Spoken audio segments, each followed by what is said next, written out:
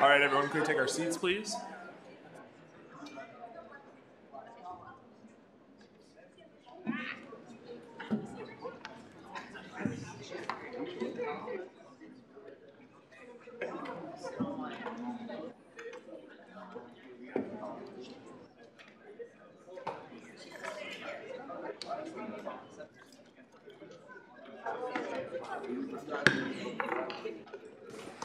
I now call this meeting of the Kansas State University Student Governing Association Student Senate to order. Will you all please rise for the Pledge of Allegiance?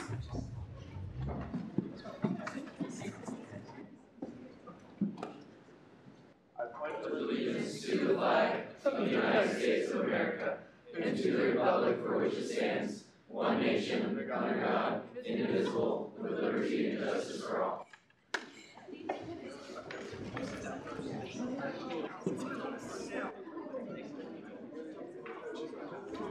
We're going to move into roll call. Adams. Armstrong. Arnoldi. Belk. Bergston. Bothwell. Here. Bowen. Here. Brown. Here. Carpenter. Here. Cole. Here. D. Moranville. Here. Dunfield. Esses.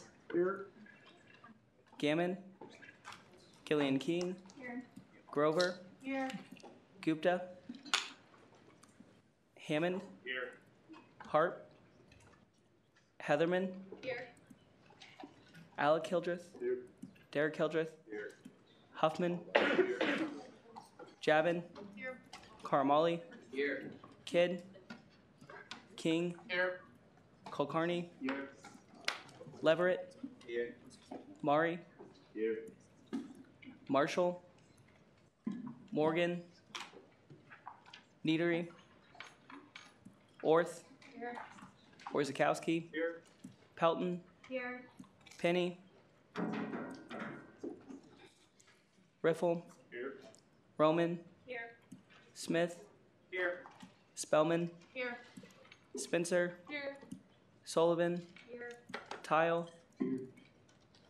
Thompson. Here. Chumlin. Here. Wessel. Here.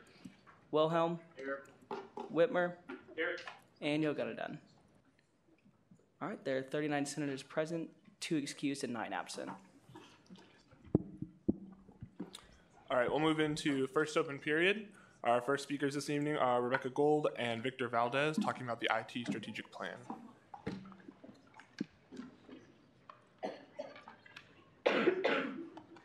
Sorry, Susie thought I had more time because I thought I was going to present this during my report. But Rebecca Gold couldn't make it because she's out of town. So I'm just going to present to you the strategic plan for the IT. They came over sometime in November, which is last semester. Seems like a long time ago now, to present the IT strategic plan.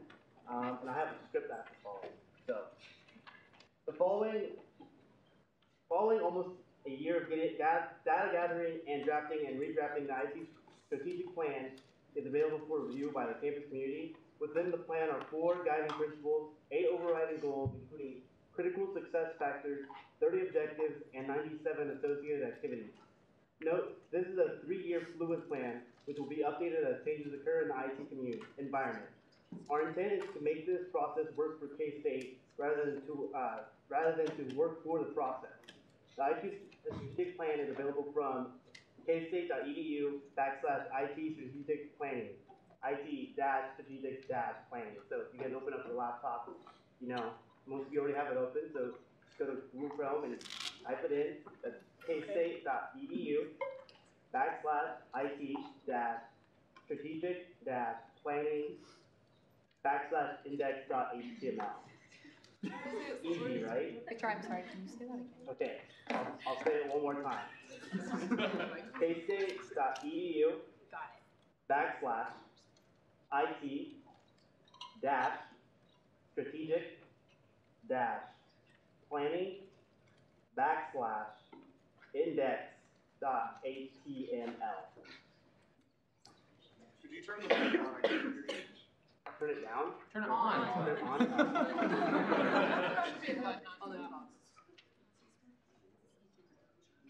I shouldn't be struggling this much, right?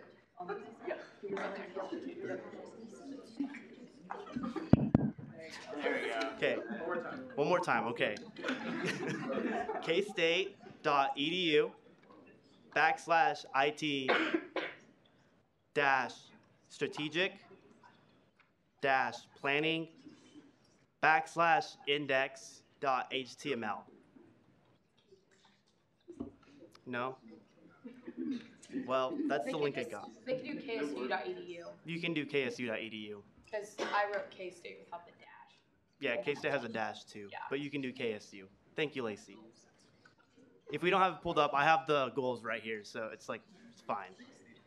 The goals are unifying organization and governance, modernizing infrastructure, re-architect enterprise applications, strengthening communications and feedback, enhance user experience, evaluate IT service delivery, enable IT for research, improve enterprise security, and I'll go into those more in depth in a little bit. We are now conducting listening tours to make final edits to the plan. It is imperative that we incorporate feedback provided by the campus community into the plan, as this will guide our efforts and resources moving forward.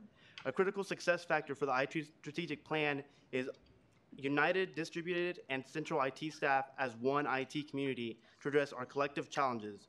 Our one IT community connects hundreds of distributed and central IT staff invested in reaching the goals outlined in the strategic plan and addressing the challenges that surface in an ever-shifting IT environment. So I'm going to go more in depth in the goals. So with unifying governance and organization, one of the big problems that IT has right now, one of the problems I've had to circumvent, is that IT is pretty split up. So there's the central IT, but then there's also remote IT offices. So with a lot of the problems that we're trying to address, for instance, getting key card access across the university, it's just really hard to do that because each unit of the university basically is acting independently, and there's no centralization with it. So getting one key card system, which would seem like a simple goal, is really hard to do when everybody's just doing their own thing. So that's an example of something that's really important that might seem like a small thing, but in the long run, it's going to be very beneficial for improving IT infrastructure across the university if we're all centralized and we all have one direction that we're all working for. After that, modernizing infrastructure. As you know, our data center kind of got burned down with our library, RIP. But one of the important things about infrastructure is that it includes networking and communications, and inside of that is Wi-Fi. Now, a lot of students have been griping about Wi-Fi for a very long time. I've griped about it in my 4 years here, and it's one of the biggest problems that's facing K-State, because there's a lot of places that don't have good Wi-Fi connections, such as Waters Hall, where I spend 90% of my day. So modernizing infrastructure is a really important goal because it allows us to just better communicate and have better connectivity to the internet, which is very important for all of us, right? Next, re-architecturing enterprise applications. This kind of goes into the ERP, which is basically cases and a lot of different applications that not all of us use. Some of it is more on the back end where like accounting and financing and like enrollment go to. But we're in the process of getting that upgraded with a new system. So that's going to be very exciting. There's a lot of other things that are involved in here, but for students, it doesn't really matter too much because the part we focus on most is going to be the cases experience, which I know I don't really like that much, and it looks like it was made in 1999. I think you guys can all agree with me on that. Next, I'm going to go into enhancing user experience. So this is basically us. This is like where we fit in. We all know that a lot of the applications that we use for K-State don't work on mobile, but like 90% of our interactions with kstate.edu is on mobile. So this is going to be really important for us because that means that like if we want to get, I don't know, let's say our DARS report on mobile, then this is going to be like the part where we focus on like, hey, we want to get our voice in there and be like, hey, we want this, right? But the thing is, it's going to be like long term, so it's going to be like in our future. I won't even be here anymore, hopefully.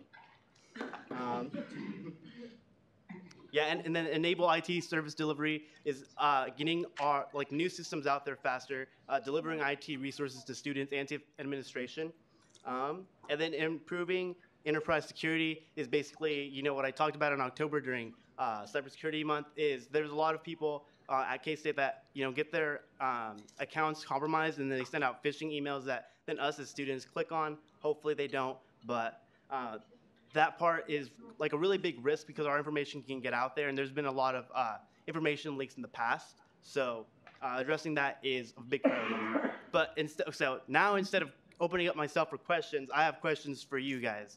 So what are the strengths of this plan and what are the goals and activities, or is there anything missing? So yeah, give me feedback or ask me questions. I have a question, Victor. So I'd like to begin by I didn't understand about half the things that you talked about. Thanks. Because a lot of that is very I'm glad that you're an expert on it and I'm not. But I do have a question in regards to student IDs. A lot of schools are moving towards implementing them on their cell phones. Has IT discussed any movements forward in adding those to the Apple Wallet or any other apps like the K-State app on our iPhones? I'm going to refer to Vernon on that. What was it? It was hard for me to hear a question back there. So Lacey asked a question about K-State IDs. So our student IDs, a lot of schools have been moving towards getting those implemented to the Apple Wallet or onto our mobile devices. Have the IT community worked towards that? That I don't know, but I'll take that question back to Central IT. Sure. To look into. Cool. And I can also say it wasn't something that was in the strategic plan itself, but that might be something that in the future, there are things that are higher priority, but that might not be on the slate right now as very high priority, but it might be as like a medium priority item. Cool. Thanks, Victor. Are there any other questions for our speaker? Or answers to the questions I posed? Yeah, so if we don't get feedback, essentially what we're saying is like this is a perfect plan. There's no loopholes, there's no like cracks, nothing that needs to be improved. It's A-okay. Is that what we're saying? Andrew. I think as far as it goes, like a short presentation is sometimes too short for us all to understand and find problems with this plan. So I think we might need to take more looks at it before we can make sure it's perfect. I will email out the link I have so that way instead of you guys typing it, you guys can click it. And then you guys can send me feedback and then I'll forward that to Vernon. And Victor, there will be some more feedback sessions, so stay tuned for that because we'll communicate that out through several different means. So be aware that we're still taking feedback on the plan, so nothing is set in stone. So just make sure you're aware of those feedback sessions so you can give us your input.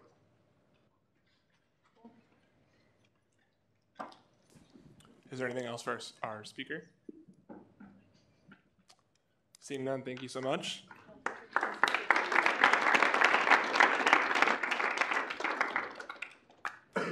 Our next speakers will be Kaylee McLaughlin and Rachel Hogan, who are the co-editors the co-editors in chief of the Collegian.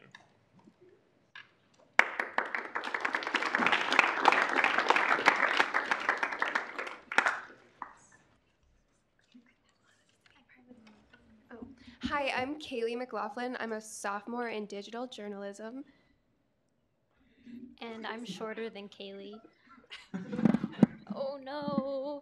My name is Rachel. I'm a senior in digital journalism, and I think it's funny because we both work at a newspaper and TV station. So that is actually going to lead us into a little bit about what we're talking about. But first, Rachel's going to give like a brief synopsis of like our transition out of like into power and as Rafael has stepped down. Yeah, so a lot of you guys know Rafael Garcia. He was the old co-editor, or not co. I mean, for a hot second, he was a co-editor-in-chief, but then for 2 semesters, he was like the only head honcho. Anyway, he's still working with the Collegian, so if you guys like him, he's still around. He's the news and investigations editor. So if you guys ever have any news tips or concerns or anything like that, you can bring them to Rafael or us. We're always in the newsroom, or someone is always in the newsroom, which is in Kedzie 116 right across the street. Okay, so far over winter break, Rachel and I worked a lot on updating the website. So if you've been on there, you might have noticed some changes. All of the desks, well, half of the desks have new names now in the interest of engaging the students better. And then we've also updated the multimedia presence on our website. So the multimedia bar has been moved to the top because we're working on developing a bigger multimedia presence, but then also you can now access the print edition in a digital form on the website if you go on the news tab. What am I talking about next? That one? Yeah, so kind of going along with that digital thing, part of that is to accomplish one of our goals, which is taking a student-centered approach, and not all of our students are picking up our print editions. Students are online and they're on social media, and that's where we're really targeting, and I think we have seen a lot of that based on our social media following. Today we just broke 8,000 Facebook likes, which is pretty exciting. And we've really picked up on Twitter. If you guys have seen our fire tweets recently, we're pretty proud of them. We think we're really funny. We know we're really funny. Okay, so kind of leads us into the end of it. We just want to remind you that Collegian Media Group is 3 publications, that it employs 6 staffs made up of up to 200 students. And being a student publication, that kind of means 2 things. It means that 1, we're learning what we're doing while we're on the job, but 2, it's for you guys. So we are learning and we're not always perfect. So if there's something that you guys think that we should do better or you want to see more of, let us know, because one of our biggest focuses is audience engagement right now. That's it. Do you guys have any questions or anything? Yes? I know I said something about it last night, but is it possible to integrate tweets into your articles? It is. So one of the issues, our content goes through a system onto the WordPress website. So sometimes those media tweets aren't always integrated, but that's something that we've actually been working on. It's part of phase 2 of the website reboot. So phase 1 was making it look like more of what our newsroom looks like, but phase 2 is going to be media integration and all these nerdy, geeky buzzwords. Any other questions? Yes. Chair Penny.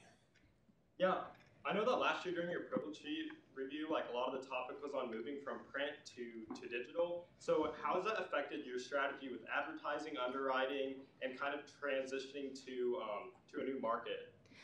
So our ad staff is fantastic, but they've been working on doing more social media-based advertisement. We've done our first Instagram advertisement, which was exciting, but all of it is sort of in the interest of being an actual student publication. Our prediction is by the time that Bailey Britton, who's the new SGA reporter, graduates, we'll be down to 2 or maybe 1 print editions a week. And part of our goal is to prepare our platforms for that. Also, in the summer, we normally print once a week, and at our next Board of Directors meeting, which is Wednesday, a week from yesterday, we're looking at decreasing our print edition so we can have the funds to continue moving into a more electronic and digital product. Any other questions? Senator Hildreth. Yeah, just with this talk about going digital, does the online version still have the crossword puzzle? It does not, but that is something that we can look into as we do integrate more. Further questions? Chair Spellman? With the changes you've made in the past couple months, how has that affected the amount of readers online and then on print? So our readers are up. So every week I do this really nerdy color-coded like story analytics thing, and it shows that our readership is up. We're focusing on covering popular topics like weather topics have done really well this month, and that kind of content is what we're focusing on. And with increased social media followers, our traffic is better. Yes, Senator Cole. Is there like a possibility you guys are going to increase the amount of, I don't know what the actual term is, like investigative journalism, similar to how like Wichita State's been doing it for their admin? Yes. So one of the nice things about having Raphael still on staff is that he has the experience to do it, but we've also sort of changed the model of our news desk. So we have a head news editor like we've always had, but we have 2 assistant news editors, and they take more of the responsibility of like the normal editing process, and Raphael is focusing more on investigative and enterprising stories. Any other questions for our speakers?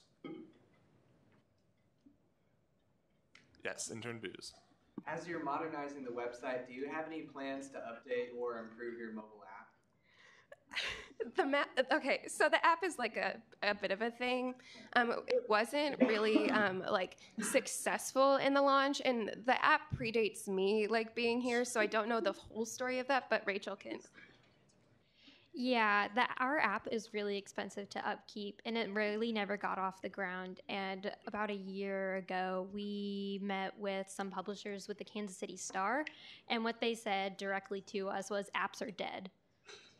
Our app never got off the ground, and we're not expecting it to. And I personally am not interested in spending more money on keeping this app on the App Store and whatnot, because we have so many better places where we can invest that in. Any further questions? Intern Oxner? Yeah, so as you guys move to a more digital platform with more videos and stuff, is there like any considered collaboration with KKSU? Yes, so actually both of us work at KKSU right now. So KKSU is a class. It's MC406, and students are required as part of their digital track to work at the television station. And with both of us working there right now, we're working on developing like a little bit of incentive for those students to actually put their stories on our website, because they have the capability to do that. And a lot of the times we cover the same stories that they are, so it makes sense to have like a video on our website about the news articles we're already doing. Done. What? The time for questions. Sorry, I haven't been at Senate in like a year, so. You're fine. The time for questions has expired. Is there a motion to extend?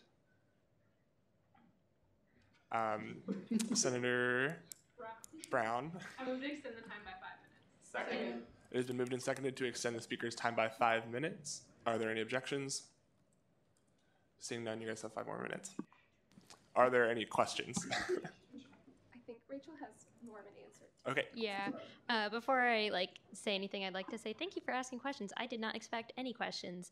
But also going along with the KKSU, part of the, even though it's something I really do want to do, part of that is kind of working with the instructors and the professor in that class and professors in those 2 classes, and we don't know how open they are to offering that incentive to getting people to put their videos up. And we would have to rely on the other classmates who aren't directly involved in the Collegian to help with us in doing that.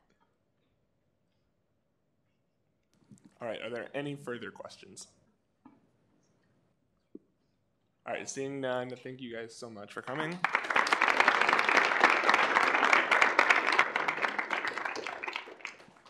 Just a quick reminder before we have our next open period speakers up that we need to keep laptops closed just for the courtesy of the people who are visiting to speak to us. So our next open period speaker is Rebecca Adams from the Student Veterans Association.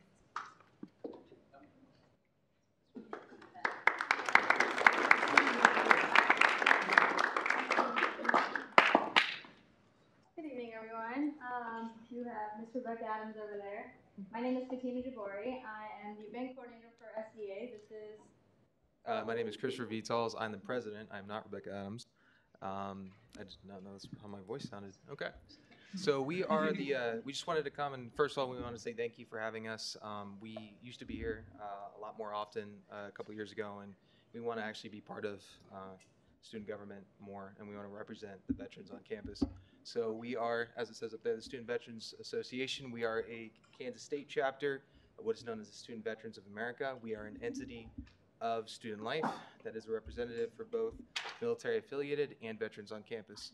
Next slide, please. So our mission is basically cut and dry. It's to assist the service member from military life, to transition them into academia, and thus prepare them for the professional world. We serve as kind of alumni network, post-graduation, and also support group for all the students during their time here at K-State.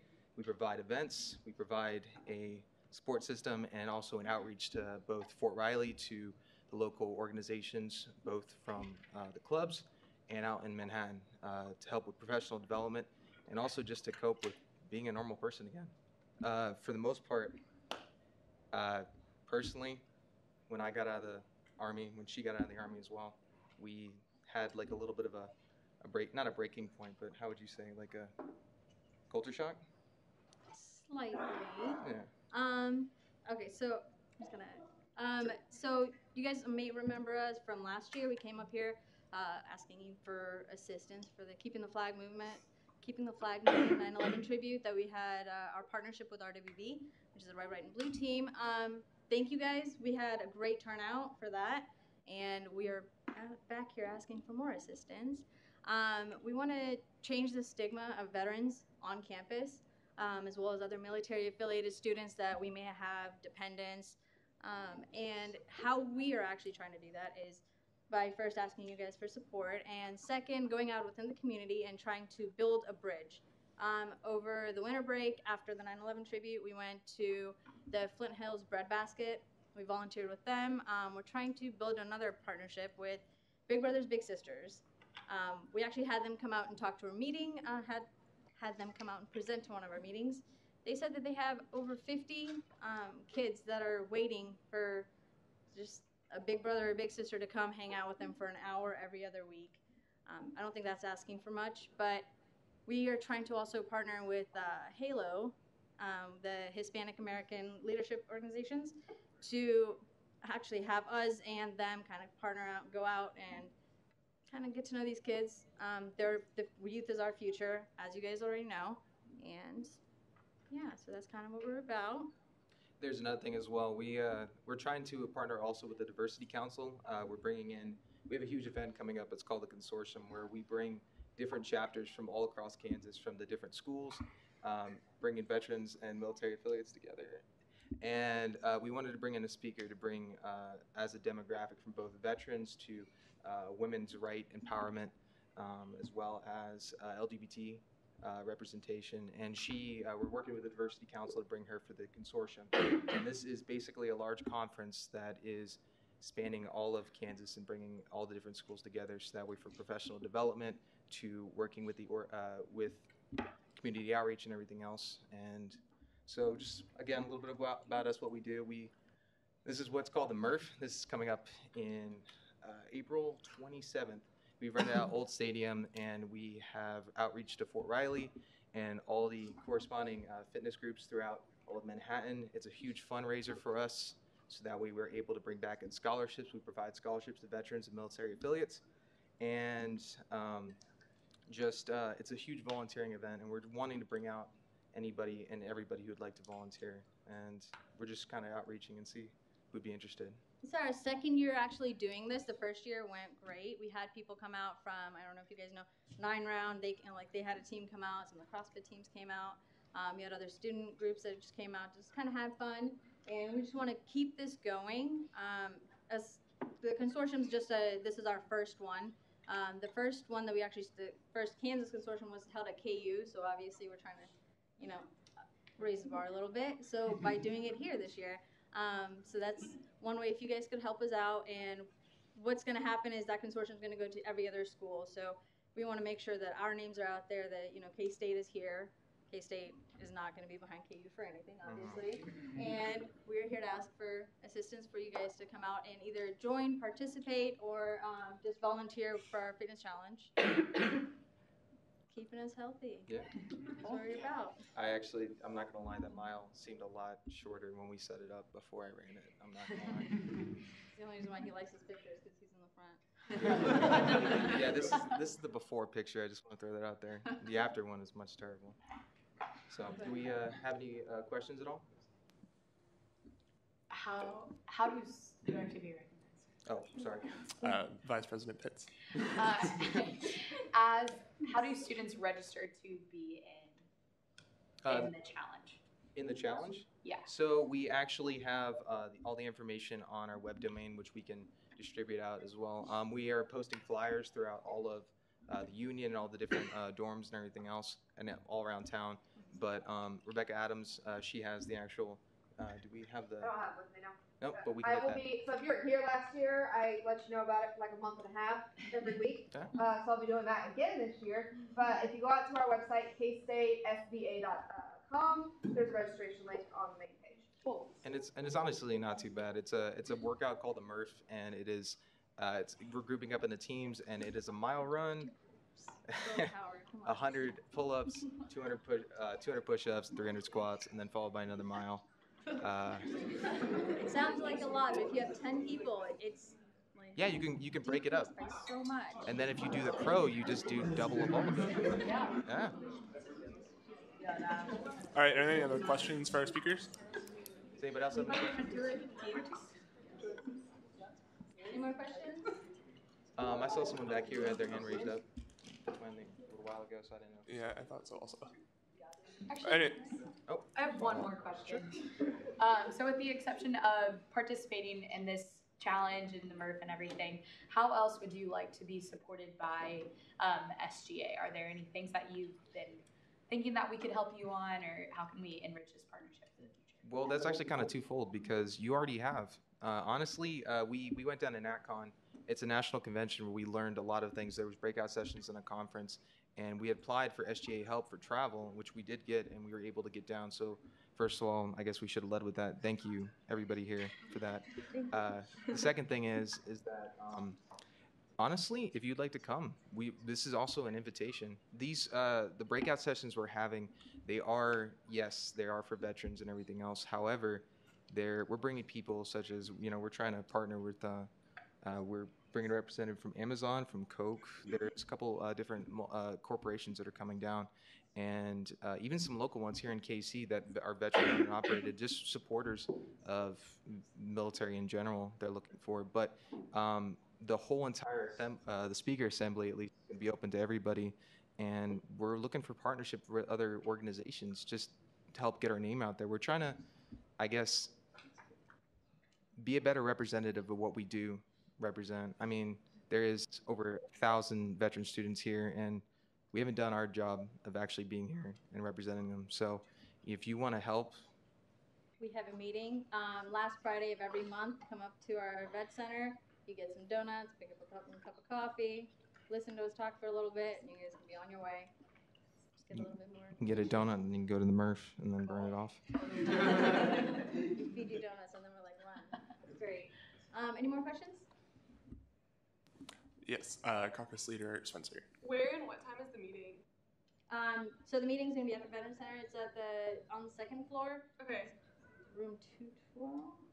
217. 217. He works there. Every last Friday of every month, and it'll start at 8 o'clock. So it'll be the 22nd this month. It's going to in the morning, and at the meeting, we're actually going to go over some of the things that we got at NatCon. So some of the things that you guys helped us with, we're going to teach back. So. Thank you. Thank you guys for having us. Yep. Thank you.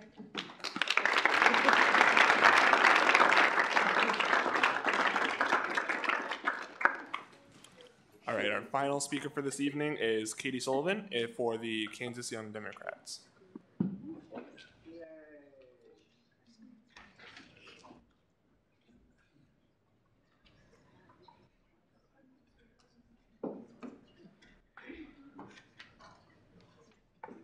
Hi guys.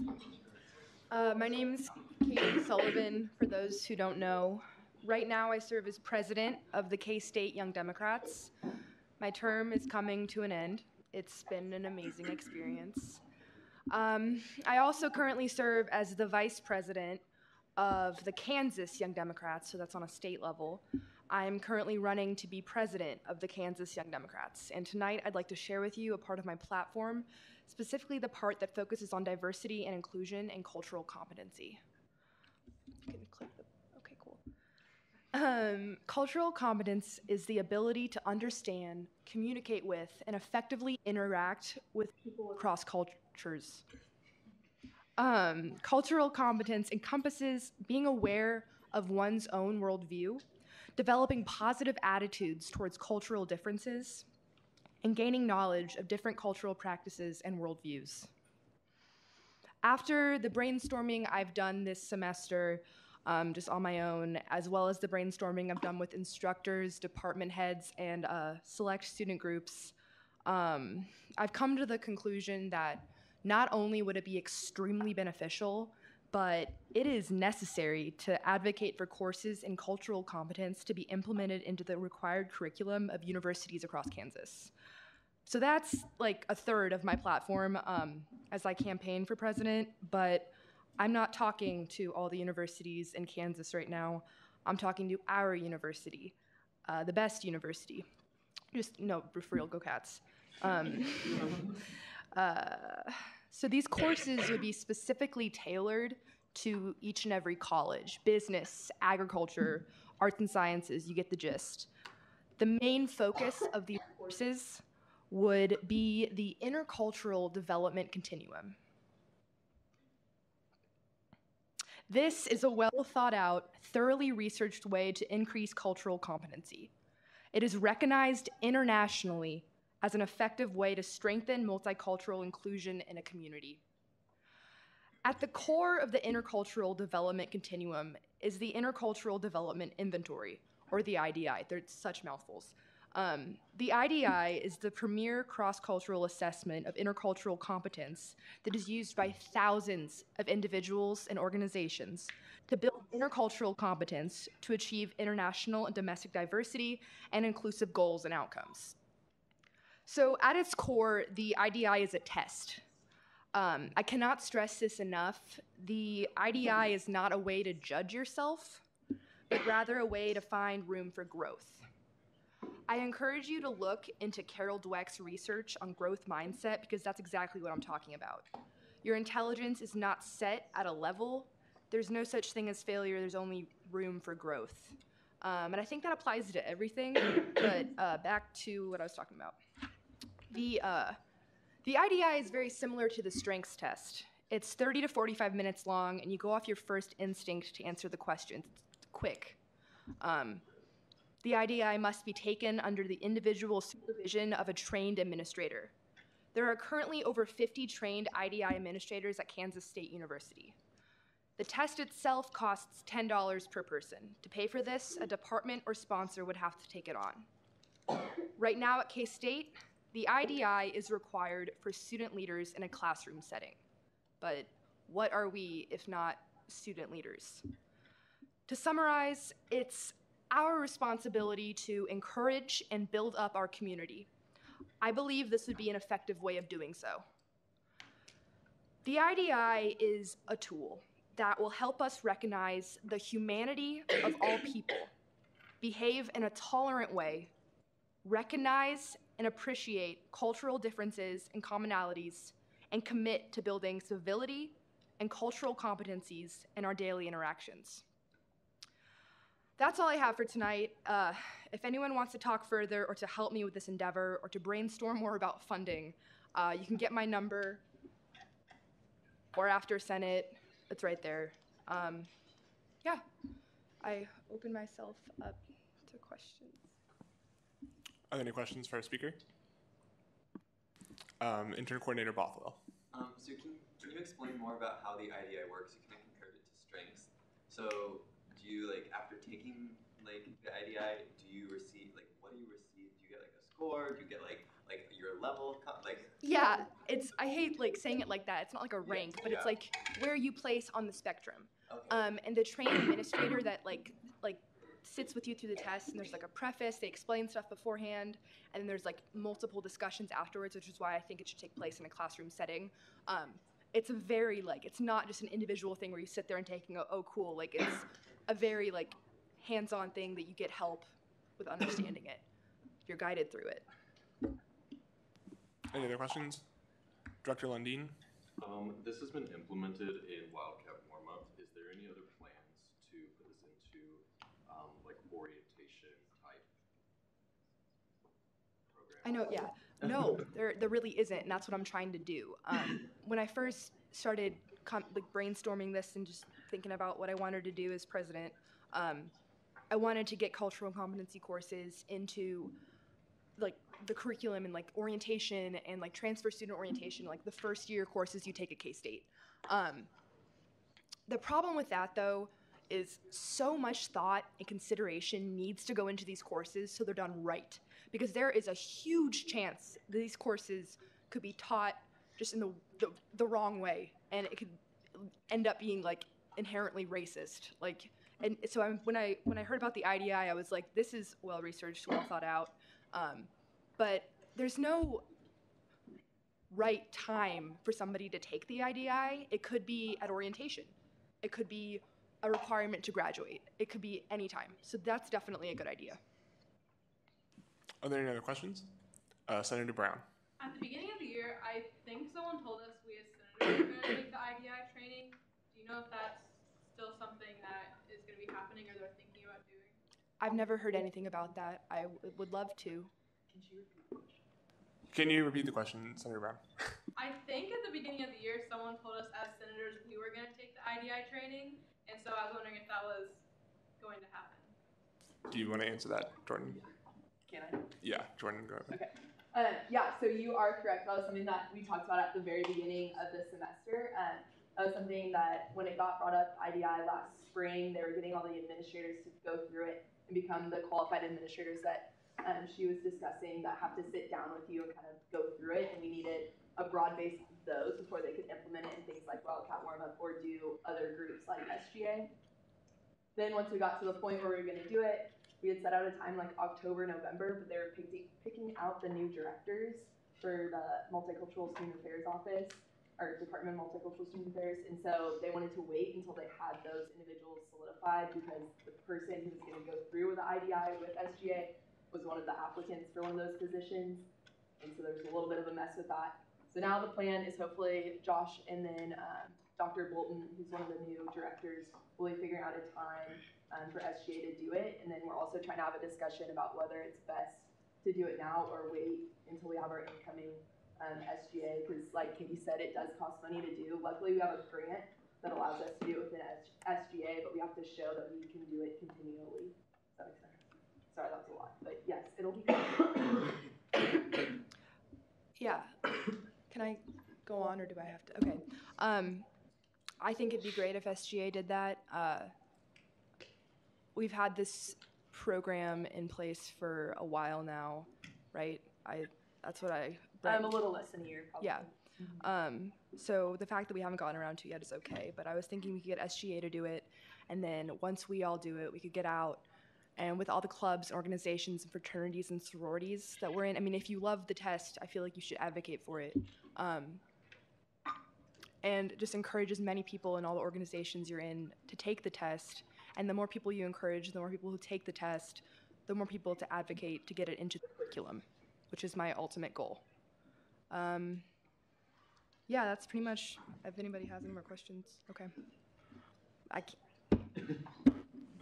Go ahead, Director Lundin. So just like Strengths has the one free time to use it, would there be anything like that for this? The one free time?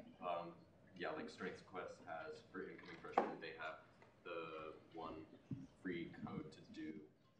Would there be anything like that in the future? That would be ideal. I've met with certain department heads and certain instructors, and that's definitely a goal to work towards. Yeah. Okay, Jordan. Sorry, I was just gonna clarify. So the strengths test, there's a donor who donates every year to make that possible for all the incoming freshmen. So just be probably the most likely way to do the IDI with that would be trying to find donors. Yeah, a donor, a sponsor, or a department can take it on. Time for our speaker has expired. Is there a motion to extend? Senator Cole. Move to extend the speaker's time by 5 minutes. Second. It has been moved and seconded to extend the speaker's time by 5 minutes. If there are no objections, you have 5 more minutes. We're still in questions, right? Yeah. Are there any other questions? Caucus Leader Heatherman. My understanding is that after you take the IDI, it's like most effective if you sit down and meet with a qualified administrator for an hour. If we started doing this in large scale amounts, is there like enough faculty support for that to be feasible for those number of people to set up that appointment for it to be worth the investment? I definitely think it's worth the investment, and we'll figure out.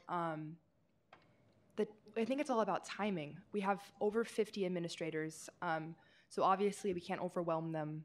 But if we time it so that it's a freshman course, or we do it, or specific colleges do it at different times, I'm confident this is worth figuring out. Are there any more questions? Seeing none, thank you so much.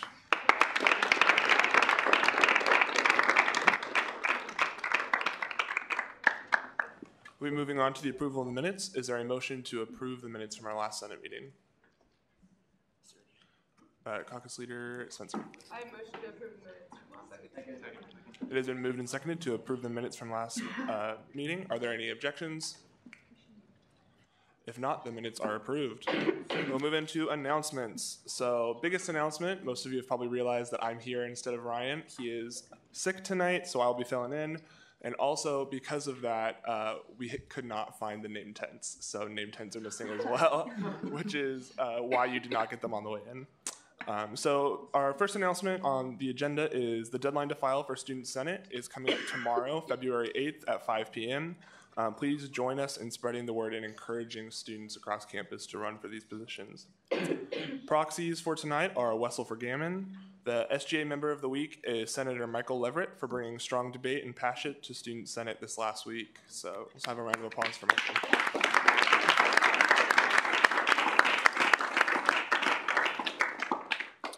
Our quote of the week is, "Set higher standards for your own performance than anyone else around you, and your only competition will be with yourself." From Rick Pitino. All right, so we will move into committee reports.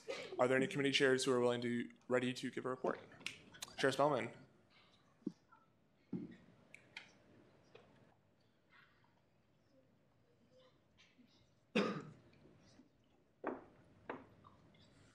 Okay, so last week I came up here and basically kind of explained the letter writing campaign that GR was going to be working on.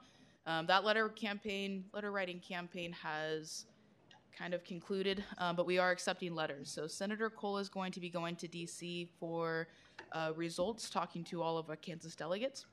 If you have any housing stories, if you want to write your own, please reach out to one of us or Vice Chair Warzakowski. We'll be able to get you the right resources, kind of explain how that's all set up. But we do want to try and accumulate as many letters as possible. So please get those to us as soon as possible. With the elections coming up and coming up very quickly, GR has taken on Get Out the Vote efforts. So we're probably going to do some tabling within the next couple weeks. I'm going to be looking for volunteers for that as well. So if you are available, I'd love to have you sign up to volunteer. We just want to get as many students voting in the election, just since the turnout in the last few years hasn't really been existing. And then the last thing I have for us is a little bit different than what we've done in the past. I've challenged GR to bring presentations to Senate. So the first one tonight is going to be by Intern Oxner. He's going to be talking about the rural communities and the students that come from those. But expect a presentation on kind of a weekly basis from here on out. And I yield the rest of my time to Intern Oxner.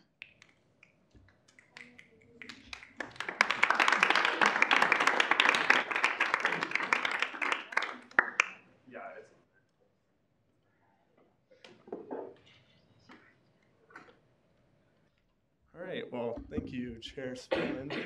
So before I start this, I'm going to go into a little insight of why I chose this topic. For those of you that don't know me, my name is Noah Oxner. I'm a freshman in Agriculture Communications and Journalism in the College of Agriculture, obviously. And I'm originally from Tribune, Kansas in Greeley County, which is the least populated county in the state of Kansas with just over 2,500 people. Greeley County is an interesting story, though. It's one of the third wealthiest counties in the state, and it's in a really interesting position for the rural divide right now. I chose this topic because it is growing nationwide across not only Kansas and across every university across the country. We're seeing this. You may have seen a recent NPR article circulating around about how rural students are at a disadvantage across universities. So if we can go to the next slide. What is the rural divide?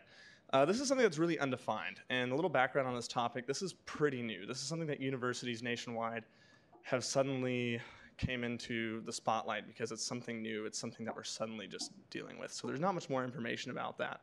So bear with me as I go through this. A lot of information is skimmed from the internet, from the USDA, from the Census Bureau, and sadly from the University of Kansas, because they're the only university in the state that studies this. So what is the rural divide? It's a fundamental divide between rural and urban students.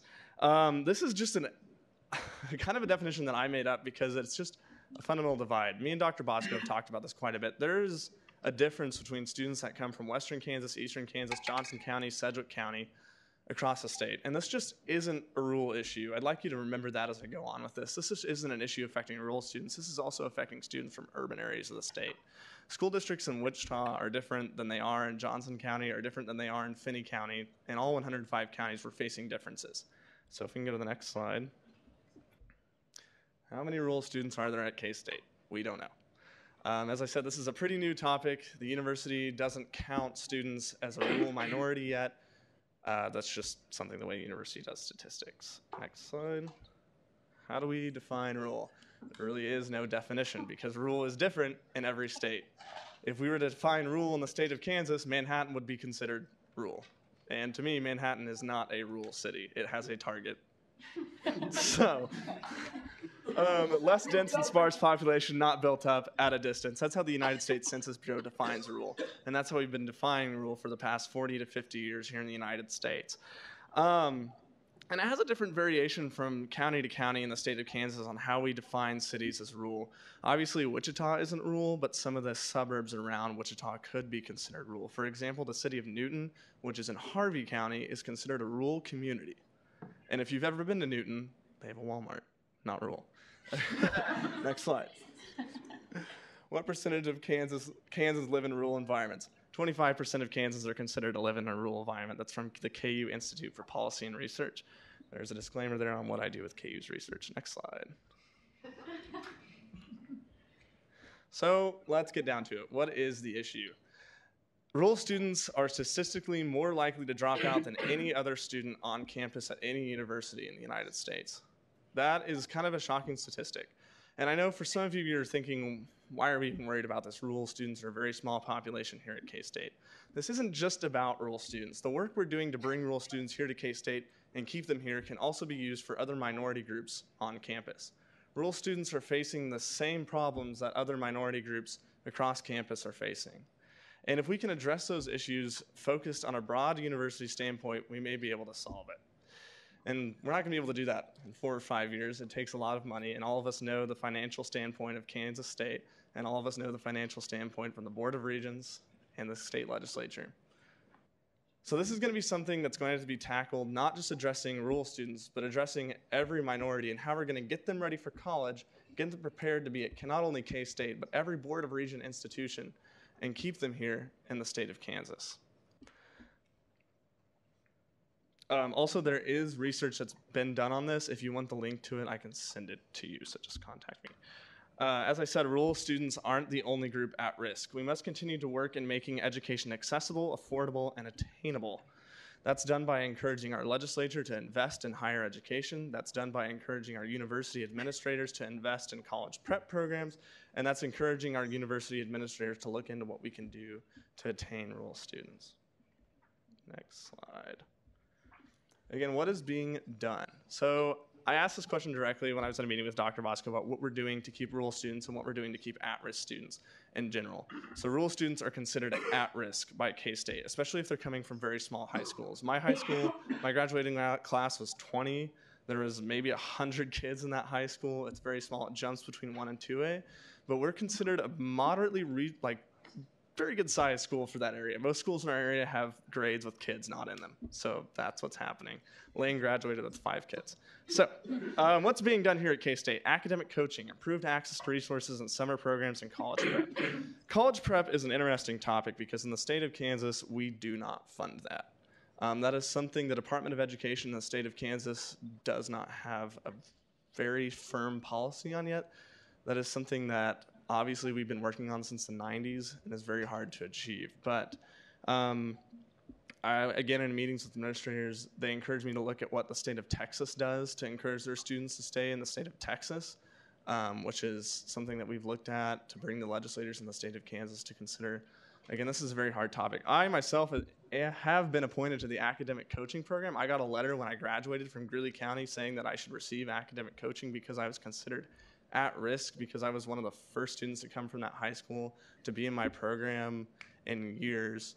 So I was considered an at-risk student. I was flagged, and I'm still in academic coaching. So I received that service, which there's not enough funding for every student in the university to be in academic coaching. Again, this topic boils down to money, so remember that.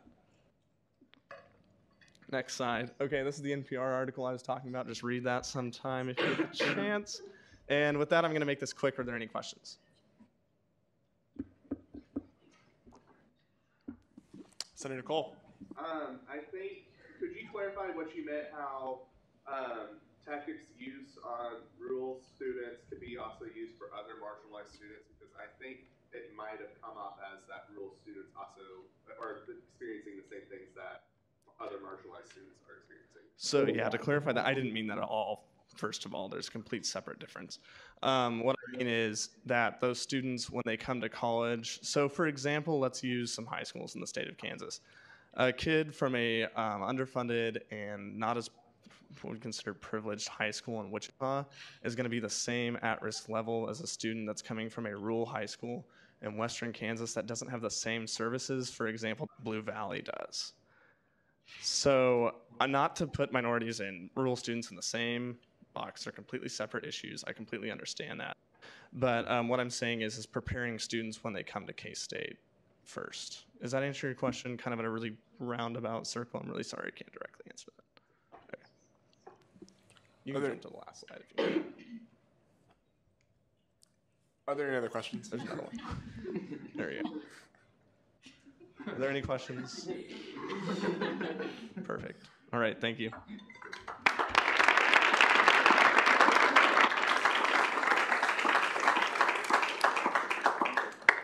Do we have any further committee reports? Chair Penny?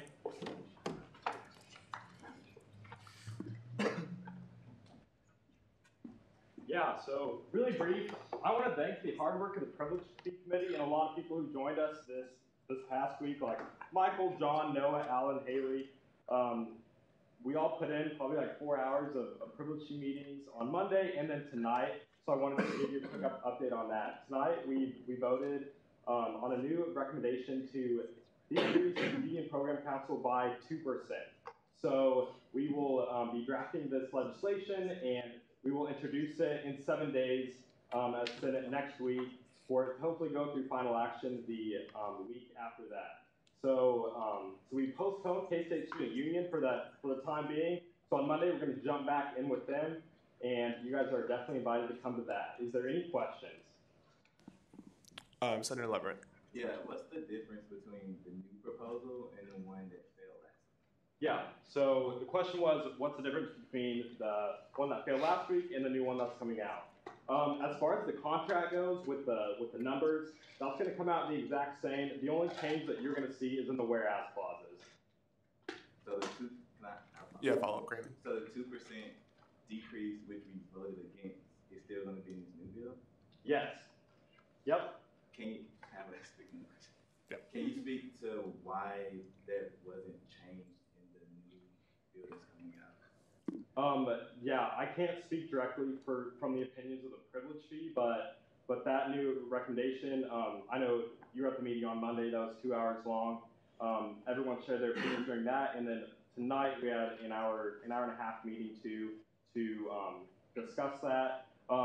In case you don't want to read Madison's minutes, there was a motion for a continuance that failed 5-7, and then there's a motion for a 2% decrease that passed 7-5. But if you would like to read more on that, I'm sure Madison will have those minutes up shortly, right? Yeah. Are there any other questions? All right, thank you so much. Are there further committee chair reports? Chair Colvin.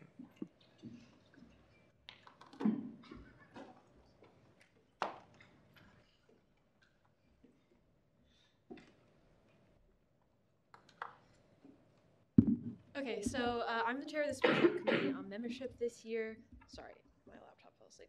Okay, so if you're paying attention to the agenda, you'll see that the bill to grant committee members speaking rights is not on final action. And that's because we went through the statutes again with a more fine-tooth combed, and it turns out that they're in the statutes already. However, Senate is not currently doing that, as evidenced by last week's debate when someone gave or waived their speaking rights to Raj. So this is just a reminder and I guess a PSA. One, that we should all read the statutes more often and look through it with a more fine-tooth comb, because we looked through it to begin with, but we found it the second time around. So, but another thing is that we're also, so we didn't meet this last week because the Super Bowl, so I guess that's a big thing, but that's okay.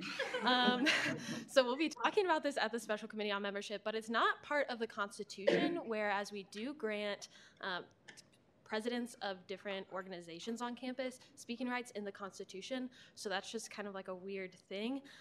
It's only in the statutes, not the Constitution. So we'll be discussing that in the committee, but so if you have an opinion on that, you can let me know, or you can come to the meeting. We're holding it in committee for now, but again, my assumption is since it's in the statutes, we just need to be following that and all be aware of the fact that committee members are welcome to speak in Senate on their own right. Same goes for presidents. I know when Dr. Bosco was here, there were presidents of a couple different student organizations, and we were waiving our speaking rights to them when we didn't need to.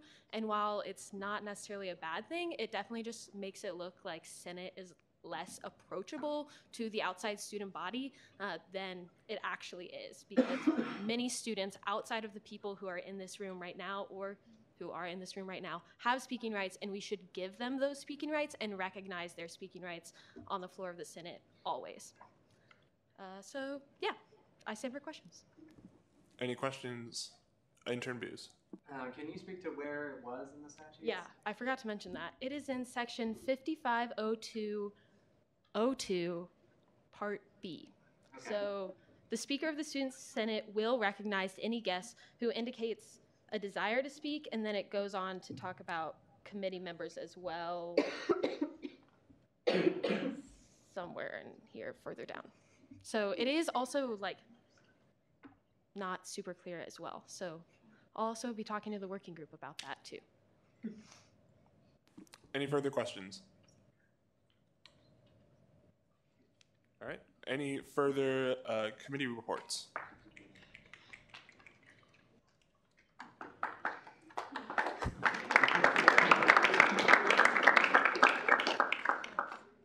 Are there any director's reports? Director Boyd. I'll keep this all short. So you all probably got an email from Sonia Lutter about a basic needs survey. So what that is basically, you may have heard me talk in the past about how 40% of students at some point or another are food insecure. Well, that was from a 2014 study, campus climate survey that was done, but not many students from 2014 are here anymore, so it's time we do another one, especially one more pointed towards food insecurity and financial insecurity. So I would ask that everybody please take that, and please try to get your friends and any other people to take that. The sample size for the 2014 study was, I think, 3,500 people. And so we want to try to get at least that, or if not more. Very important, we get a very good sample size to get a good estimate for the needs of K-State students. This is going to be important in determining how to allocate resources, talking about issues, etc. But there's a catch. So when you enter, when you fill out the survey, you can pick up a healthy snack they refer to, and I think it's just bananas or something. You can enter a chance to win one of two $250 book scholarships, and then one of two $100 grocery cards. So if you fill it out, maybe you can get one of those. I stand for questions. Any questions? All right. Any further director's reports? President Keel.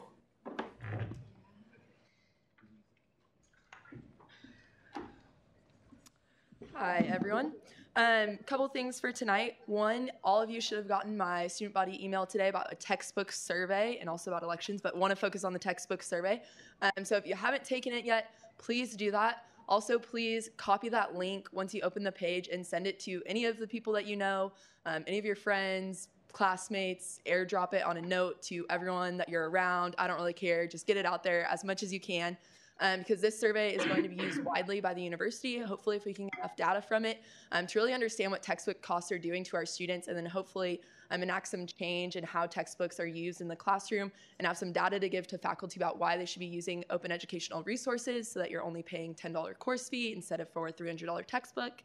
And then in addition to that, it'll be used across the state to get a picture of what Kansas institutions are like across our entire state and what we're doing about a textbook affordability for our students, because it's definitely a hidden cost when you're coming to college that not a lot of people recognize, and then they get here, get 2 weeks into their classes, and then find out that they don't have money to buy groceries because they spend it all on textbooks. So it's really important that we're all taking that and then sending it on. You also have a chance to win a $250 bookstore gift card or a $50 gift card for the union. So it's really exciting, lots of money, yay. Second thing for tonight, after last week's Senate meeting and the privilege fee vote and how we had that kind of confusion over whether it's supposed to be majority or 2/3, I went ahead and asked Tribunal to do a constitutional review over the Article 508B to make sure that we interpreted that correctly, and then if not, looking at what we need to change to make sure that's more clear in our Constitution, because the fact that we had to figure that out on the Senate floor while a bill was up here is not really acceptable to me, and so I want to make sure that we have that cleared up. Like Jansen said, the bill hasn't changed, so it's not really about having a different outcome for me. It's more about making sure that our Constitution makes sense for what we're doing here and that we understand it fully. And then my last thing, we are planning an SGA reunion, so yay, super exciting. But it's also a lot of freaking work, and we're trying to do it by April. So if you're interested, like planning events, have a little free time, shoot me an email, and I would love to chat about what we might be able to do. So what questions are there? Senator Hildreth. Yeah, we were talking about this earlier. Would the bill be passed like retroactively since it did pass 51% or not? So in talking with Bill, we believe that it would essentially just be enacted because it passed by majority, but don't hold me tight to that because we're going to wait from Tribunal to hear what they say first and then kind of go down that rabbit hole to figure out what it should be. Intern Coordinator Bothwell. What kind of stuff do you have planned for the SGA reunion? Sometime in April, and that's about as far as we've gone so far. Really excited. I love Yeah. that. If you have ideas, feel free to tell us.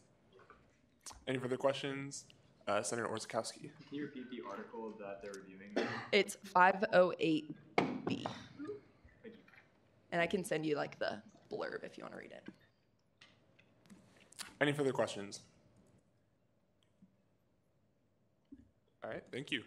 Are there any further director's reports? Parliamentarian Watkins.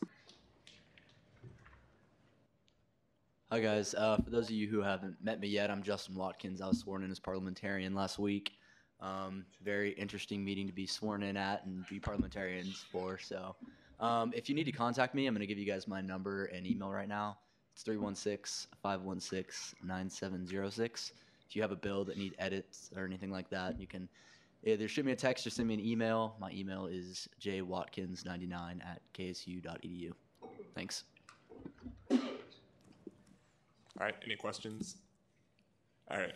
Are there any further director's reports? I just had a open period addendum. I went and swiped their flyers. So if anybody wants to know more about the fitness challenge, I have them up here. All right. Any other director's reports? All right, seeing none, we will move into approval of minor allocations. So the travel allocation to K-State First, Bill 181945, is coming favorably from the Travel Allocations Committee. They have requested $200 and are recommended $200. Is there a motion to approve this minor allocation? Chair Spellman. I move to approve the minor allocation. Second. All right.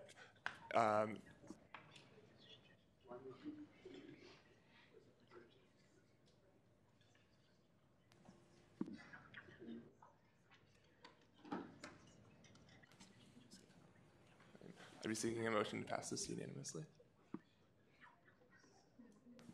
Chair Spellman. I move to approve the minor allocations unanimously. Second. Are there any objections?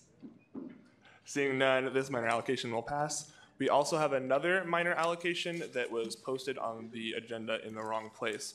So if you see introduction of legislation, Bill 181951, that is also going to be considered in minor allocations.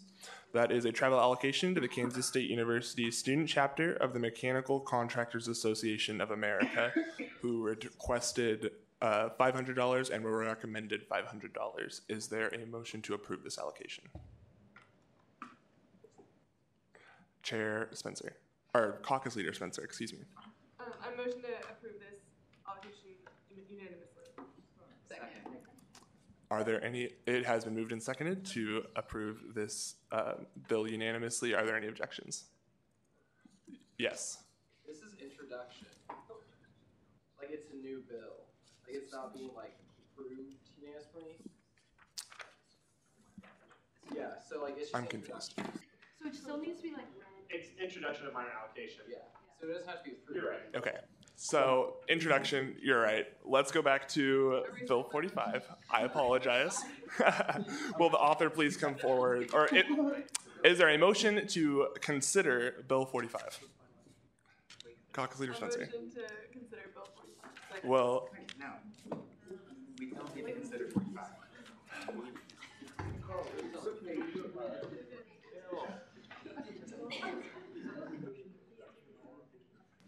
I understand. Bill 51. Is there a motion to consider Bill 51? Intern Booz. Move to consider Bill 51. Second. It has been moved and seconded to consider Bill 51. Will the author, will the author please come forward? Point of order. Point of order. Yes. It's to be final action first before introduction of legislation. Yeah, he's right. Because I got it. I messed up. I put it in the wrong place, and that was me because it was put in the wrong place originally. So I will take the error on that. We will now move into final action. Thank you. All right, so our first resolution is 181936, support of using surplus faculty surcharge fees to extend a College of Business building. Is there a motion to consider Resolution 36, which has already been done because it's a resolution? Will the author please come forward?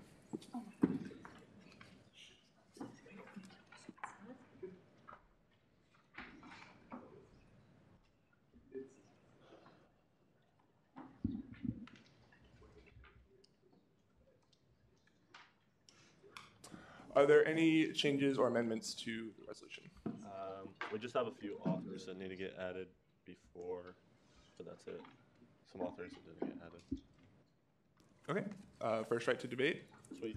I'm going to keep it pretty short and sweet. A lot of it's in the whereas clauses. With this bill, what we're trying to do is help alleviate the lack of study space that has kind of stricken campus since hail went down. I know if you live on the east side of campus, you've recognized it. We kind of have nothing. We used to have hail, but that was still in the middle of campus. The people on the west side of campus have the engineering building, and then they have the union as well. it's kind of hard for us to get to the union when you live on the other side of campus, so that's what this is kind of looking at. In order to pay for this, what we're planning on doing, me and a few other senators stepped into a TFSC meeting, and that's when we learned that the $65 per credit hour fee that business students pay is kind of not being utilized to its fullest extent. You can see the surplus numbers on there, but it's around 1.7 million as a combined total for the past 3 years. And that money in the past has traditionally been used to hire and retain new faculty. That's what it's like, the mission for that money is. But in the past, it's been used for student workers as well. And on top of that, it's been used to pay university callbacks, which is when, like, I have the exact phrasing here, but callbacks are when the university budgeted and distributed more tuition money to colleges than what the university ultimately brought in due to lower than anticipated enrollment. So that just kind of shows that that money is sitting in a surplus box and it's being used for other things across campus when it is a $65 credit hour fee that business students pay specifically to hire and retain new faculty. And that's exactly what we need to keep the business building open. When we talked with Dean Gwinner, he's worried about the safety of the business building. If we keep it open later, and that's just because they don't have the faculty or the student workers right now hired to kind of keep the business building open later. That's pretty much it. I'd just like to say that the students that are paying these fees, I wrote a proposal for my English 417 class and presented to it. And the business students that realized that their $65 credit hour was not being utilized to its full extent were not very happy. And I think this would kind of, one, alleviate the study space issue that we have, but two, help make right what the College of Business students are kind of feeling as a not misuse of their money, but I guess not use of their money. All right, are there any questions? Seeing none, is there any other debate in this bill? Or resolution, excuse me. In the positive, Caucus Leader Heatherman.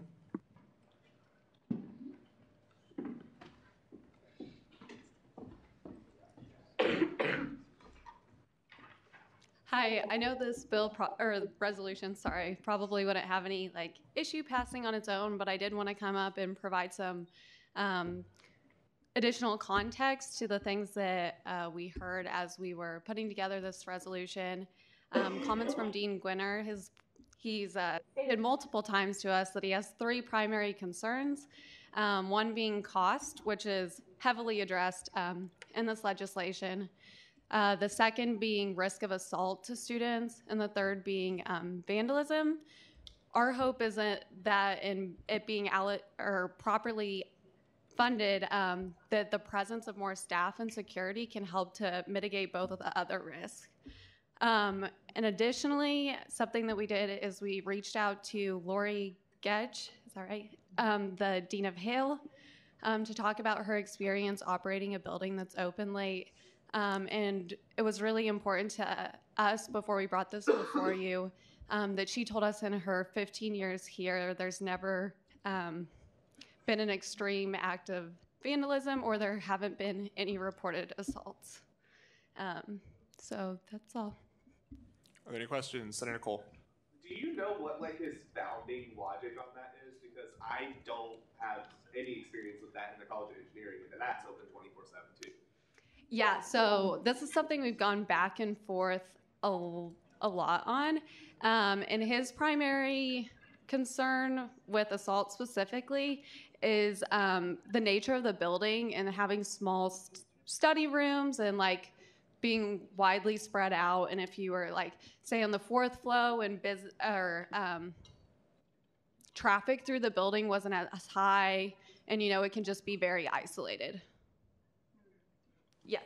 We also, I don't know if you guys do, we don't have cameras in that building, except for the stairwell. It's a new building. What the heck? We want to protect student privacy and not make them feel like they're being watched all the time, so we can see if something happens, we can see kind of exits and stuff, and we don't have cameras all throughout the building. Okay, let's bring it back to... We do have a swipe card system on the building though, so that's been a continuous conversation with Dean Gwinner is that something that we could utilize? and say only give, hopefully like all students, but in terms of like vandalism concern. Senator DiMaranville. Yeah, is the plan to hire more student staff, or what's kind of the plan there? Yeah, the plan would be to partially employ more student workers who are willing to work later hours. It wouldn't be, we're not looking at like 24/7 right away or even like 2 a.m. Like really we're pushing for 12 or 1.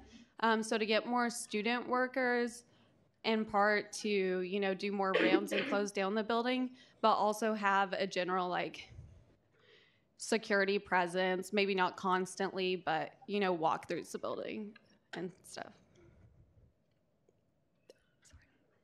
Yes, go ahead. So is there an issue with like vandalism now, or is this just something that Dean Quinter's like, hey, I think this could be an issue? Yeah, I'd say that there's like issues with like leaving a candy wrapper is one thing, but is there actually people spray painting the walls doing something constructive? No, there is not. Again, when we sat down to work on this, we thought that the benefits outweighed the cost of putting that forward.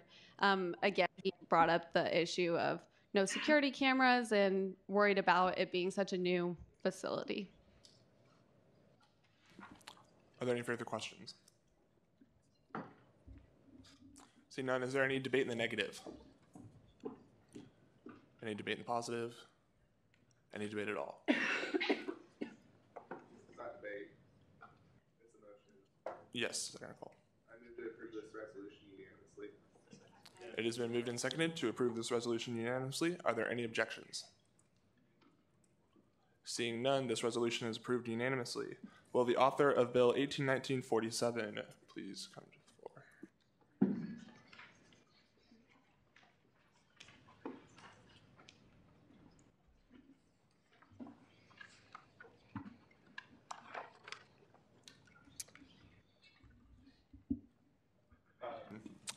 Are there any changes or amendments to the bill? No, there are not. First right to debate. All right, so this bill is just closing all of the privilege fee accounts for any student organizations that received funding and then didn't use all of the funding that they received. In total, there's $31,375.58, and those will all go into reserve accounts to be used by the various committees that allocated the funding in the first place in future years. Are there any questions? Seeing none, is there any debate in the negative? Any debate in the positive? Any debate at all? Seeing none, we will move into a roll call vote on Bill 47. All right, Adams? Yes. Armstrong? Yes. Arnoldi? Yes. Delk? Bergston? Yes. Bothwell? Yes. Bowen? Yes. Brown? Yes. Carpenter? Cole? Yes. DeMaranville? Yes. Dunfield? Yes. Esses? Yes. Gammon? That's my proxy. Gillian King? Yes. Grover? Gupta? Hammond? Yes. Harp? Heatherman? Yes. Alec Hildreth? Yes. Derek Hildreth? Yes. Huffman? Yes. Javin? Yes. Carmali? Yes. Kidd? Yes, by proxy. King? Yes. Kulkarni? Yes. Leverett? Yes. Mari? Yes. Marshall? Morgan? Yes. Neatery? Orth? Yes. Orzakowski? Yes. Pelton? Yes. Penny? Yes. Riffle? Yep. Roman? Yes. Smith? Yes. Spellman? Yes. Spencer? Yes. Sullivan? Yes. Tile? Yes. Thompson? Yes. Chumland? Yes. Wessel? Yes. Wilhelm? Yes. Whitmer? Yeah. All right, it passes 43-0 to 0. All right, will the author of Bill 48 please come forward? Make a motion. Bills 48, 49, 50. Roll call votes. No. Second.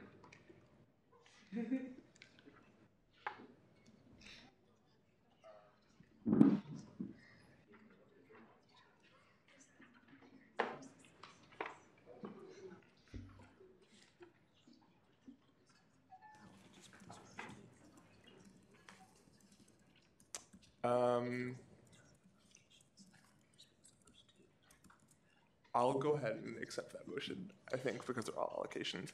Okay, so it has been. I would like to have Bill 49 be separated. Okay. Second. All right. Would you like to withdraw your motion? Or do you want to vote on?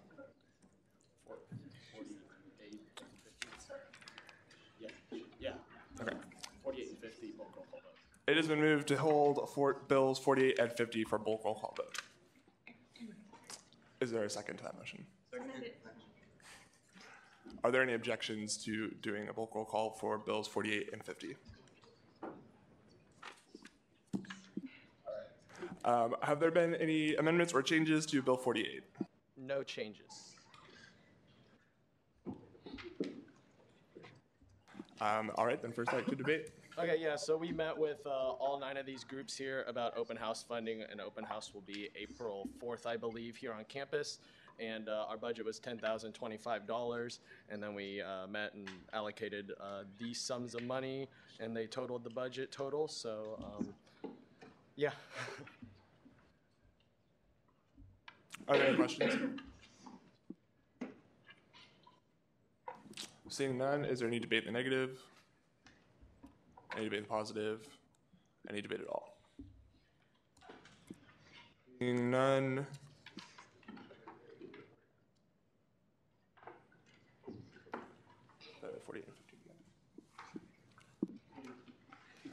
Let's move to Bill 50, if that's okay. Well, you can do 49, vote on it. 50 of it. We'll do 49, vote on it, and then we'll do that. Out there. Have there been any changes to Bill 49? No changes have been made. First right to debate. Yeah, so we met with the Kansas State Alpha Gamma Rho fraternity, and they will be holding their annual symposium, and these speakers will be coming, and these funds will be going to pay for the travel and the speaker fees for the speakers that will be coming there on February 22nd, I believe. Yes. Are there any questions? Chair Spellman. Did AGR seek any other funding besides us? No, they did not. This is the main part of the funding. Before, in the past, they've paid it all out of their own pocket, and then when they were made aware of this, they are an ISO, so then they applied for funding through us for their on-campus event. Intern Gloucester? Does AGR have their own means of fundraising? Yes, they do. They do like philanthropy events on campus, even though those funds probably don't go to this, but then I'm sure with their membership and their undergraduate dues and stuff, I'm sure that those general funds would go to this event to help pay. So, Senator Cole. Given the exclusive nature of Greek life, was Alpha Gamma Rho allowing other student organizations or the student body in general to get involved with this event? Yes, I've actually attended this event before, and there's probably been, there in the Leadership Studies building, there's probably been up to 200 people filing in and out. It's usually about a 3 to 4 hour event that goes on during an afternoon there on a Friday. So yeah, it's available for everyone. It's mainly geared towards ag majors. I can't say that, it's geared to other majors because these speakers are talking about ag issues and stuff. But when you look at all this, especially with the technology and stuff, like that's something that goes across many other industries too, not just ag. With a follow-up. Granted. So in the planning of this event, did Alpha Gamma Rho allow other organizations or students to get involved with this? Yes, other students can attend the event. Is that what you're asking? Did they get involved with the planning, not if they can attend? Well, this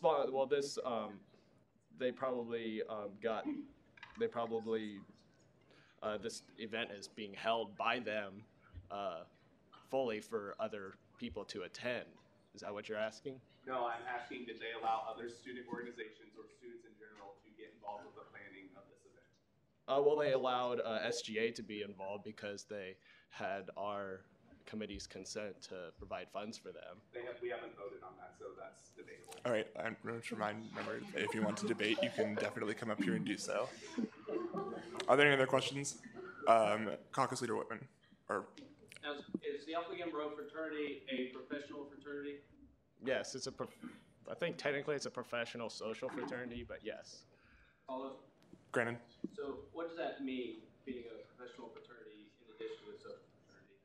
Well, I mean, the classifications of fraternities, there's several different ways. I forget what I think the main classifications are: professional and social and different aspects of those. But the main point of the professional aspect of this is to get people ready for later on in life and having professional things. And having an event like this really fulfills that, because you look at these speakers here, like Casey Neiman and stuff. He is part of a large agri firm, and he's developing technology and that type of stuff that's going to be used in the industry. And the college students that are here now will probably be working in those industries too, or looking for jobs in those industries. So this is going to give them a good insight to that for their future. Just a reminder to not ask questions that we already know the answers to. Director Valdez. In what ways is this event going to help the greater student body community? Well, I think it's going to educate the student body on stuff that's happening outside the world. And you see the agri industry, we all eat food, and and Kansas State College of Ag is one of the premier ag colleges here in the nation. And to have these professionals come in, our committee met with them, and we voted on this event having educational purpose and being open to students to come visit. Like I said before, over 200 students have came before in the past to listen to different topics and that type of stuff. So it really gives an insight to what's happening, out there in the industry of agriculture. Are there any further questions? Seeing none, is there a debate in the negative? Senator Orskowski.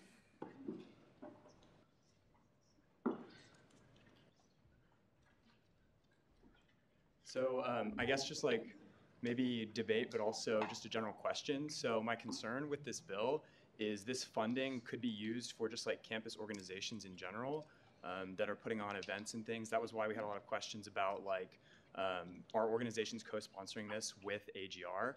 So I understand that, and I appreciate that AGR does a lot of really good things around campus, and its members are very involved. But I would like to know they have the means potentially to fund this themselves, whereas other student organizations don't necessarily have those same funding avenues that Greek Life does. Are there any further questions? Are there any speakers for our question? Are there any questions for our speaker? Yes. Do clubs don't have dues? They get used to help fund stuff? Can you speak a little louder?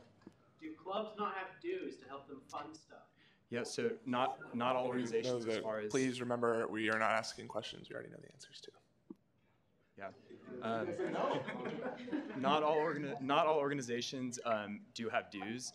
Some do, but for the most part, not all campus organizations collect dues of members, nor would we necessarily want them to, because we want organizations to generally be open, at least as open as possible.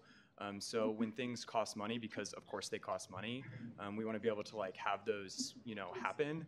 So if an organization collects dues and that restricts people from being involved in that organization, we would rather them not collect dues and then seek money from organizations such as this organization, so that we can help support what they're doing instead of their own members supporting what they're doing, because not everybody can afford to pay dues into organizations, just generally. Intern Glusser. So is any money that students pay in tuition or any fees going to this organization?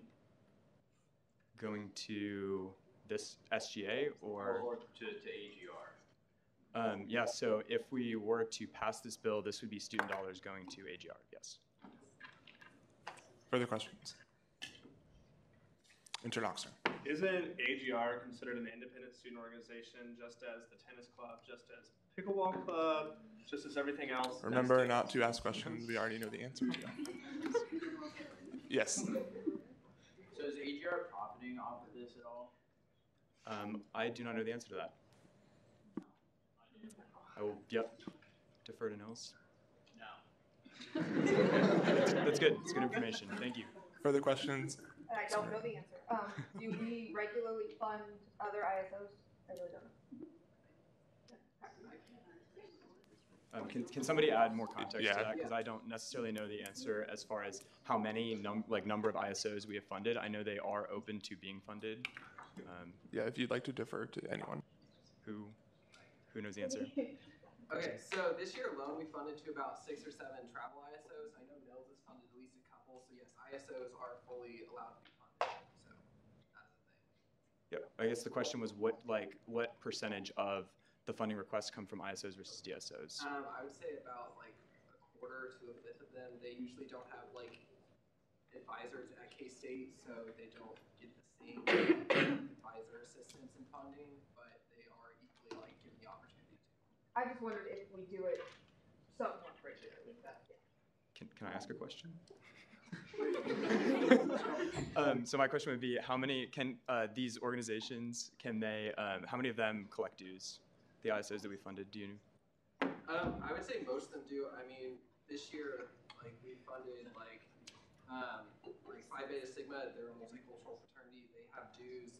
We funded like the Collegiate Catalyst Club, Veterinary Business Management Association. They all have dues the same. So pretty much all of them have dues. Okay. Some way or fashion. Thank you. Is there any further questions?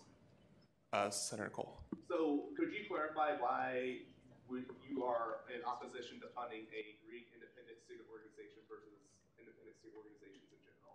So I guess I would say it's a leading question because you assume that I'm opposed to them because they're a Greek organization, which isn't necessarily the case.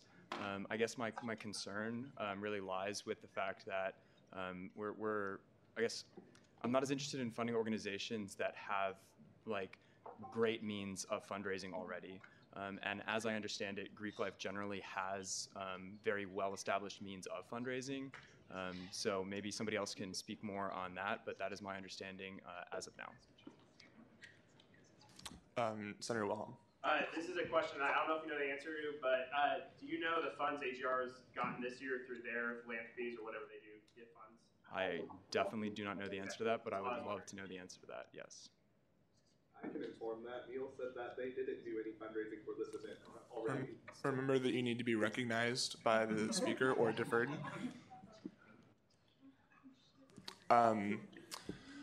Cox Leader Carmali. I don't have a question. I wanted to clarify his question. Is that allowed? Point of clarification. You can ask your own question. Okay. Never mind. Time. The time for our speaker has expired. Is there a motion to extend? Senator King. I move to extend the speaker's time by 5 minutes. Second. It's been moved and seconded to extend the speaker's time by 5 minutes. Are there any objections? Seeing none, are there any further questions? All right. If not, is there any further debate in the positive? Intern Coordinator Bothwell.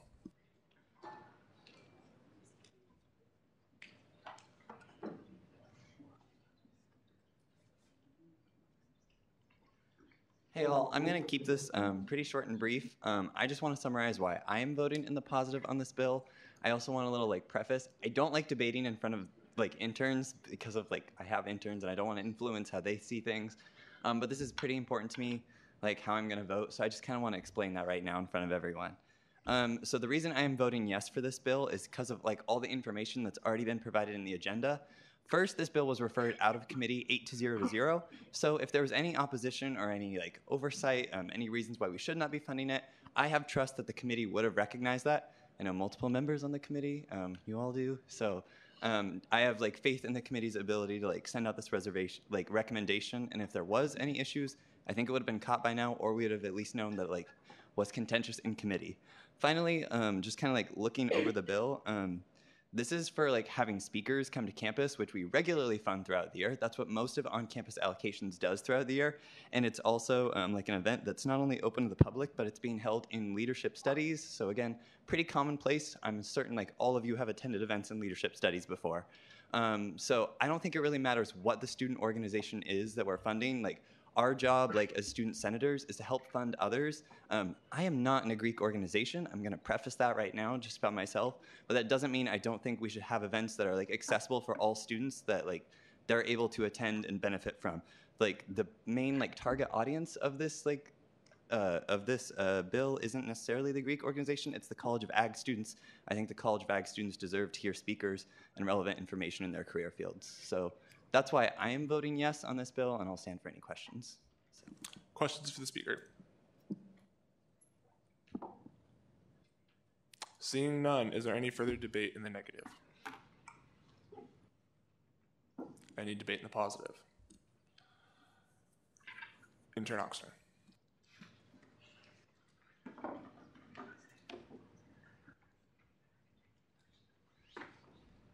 So as Intern Coordinator Bothwell said, that this is bringing speakers to campus for the College of Agriculture. To be completely open, clear, and honest, I'm in a Greek organization and it's not AGR.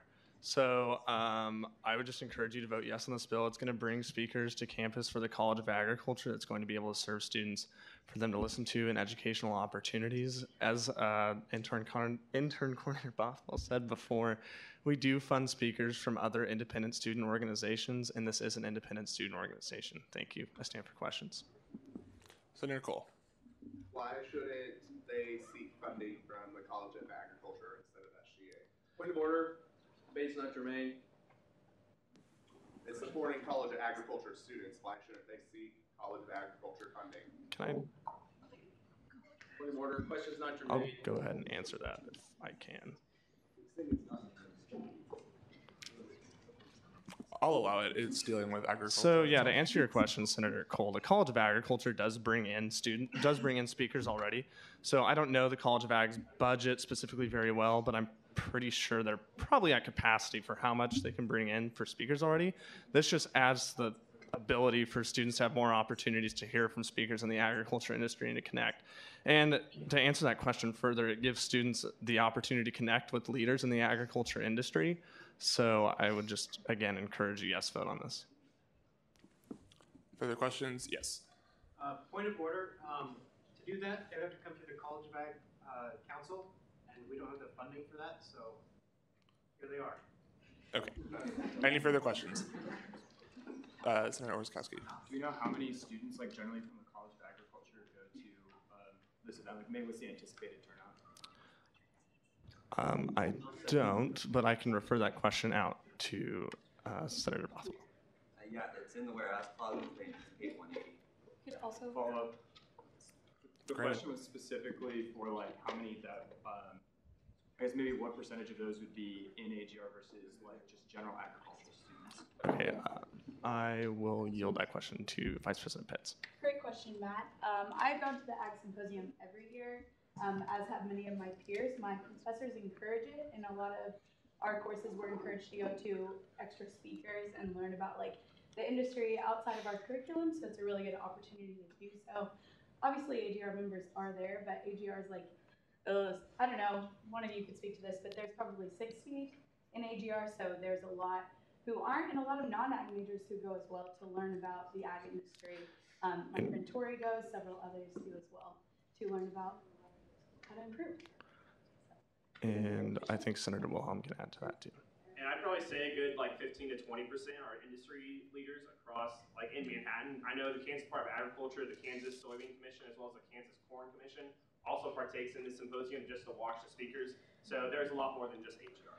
And to add to that, some of these speakers, if students can bring them proof that they could prove for certain credits in certain classes, for example, in the Global Food Systems and Leadership class, you have to attend speakers, and there's a chance that some of those could be approved for credit for students in class. So this also opens up opportunities for students that aren't even ag majors to learn about the ag industry, because even in global food systems leadership courses at Kansas State, which we are one of the only universities in the country that does that, in the world, there are students who are in that course that are not in the College of Ag. For example, I'm in one, and a large majority of that class is not the College of Agriculture.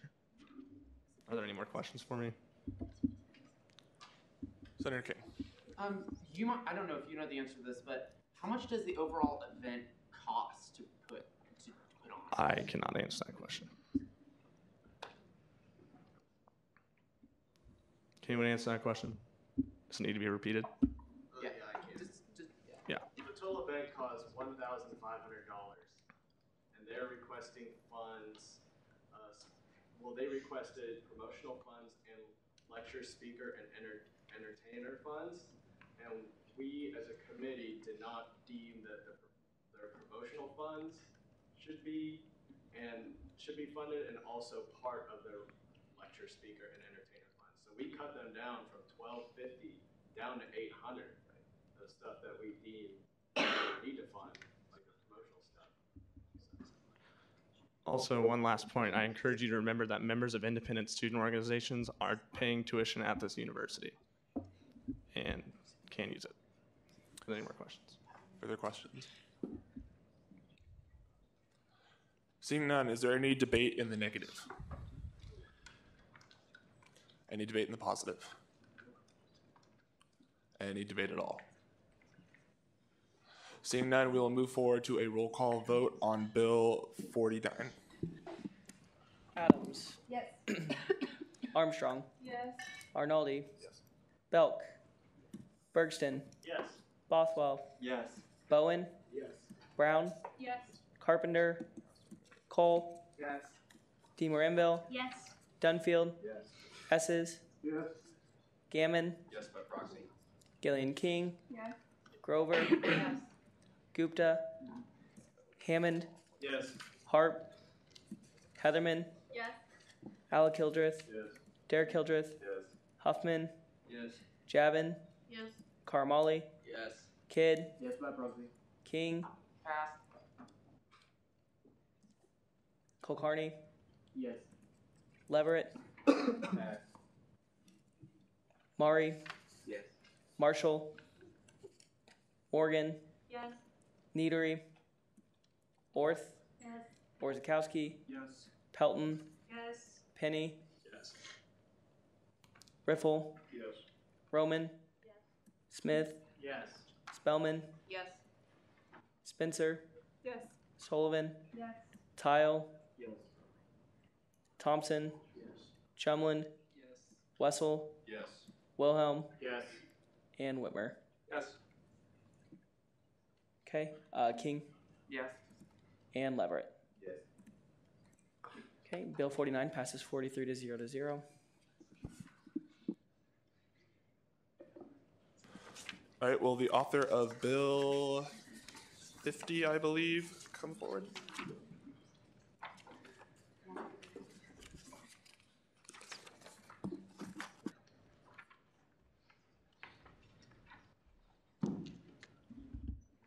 Are there any corrections or amendments to the bill?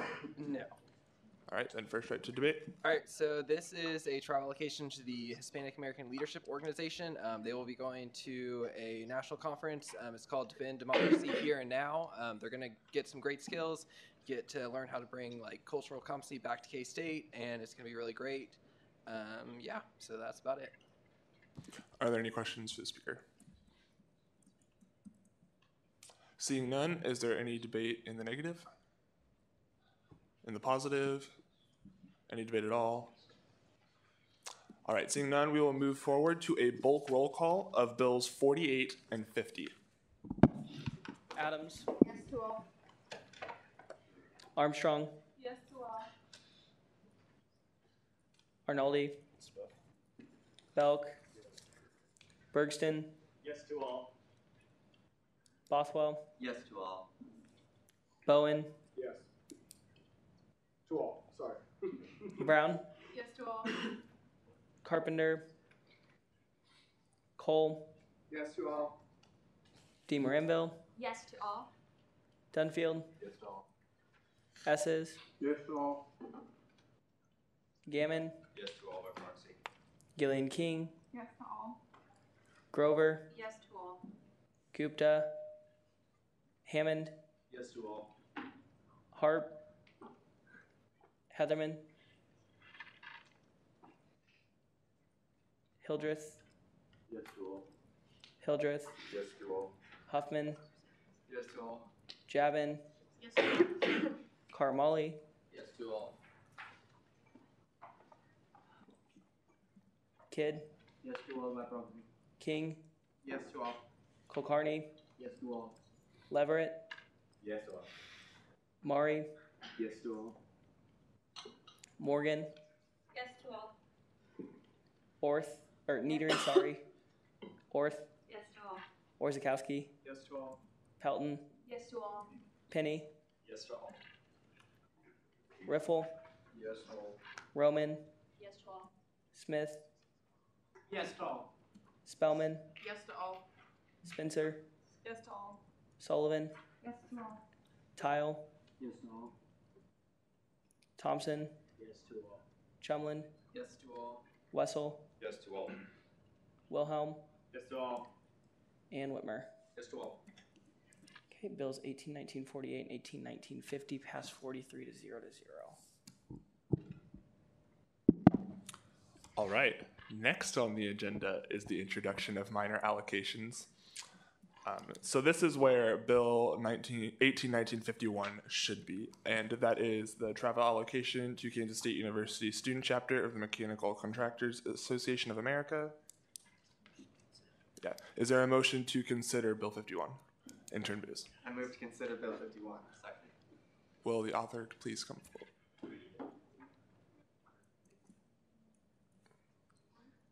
You usually read it up there for minor allocation. Oh, yeah, okay. Well, I guess I will.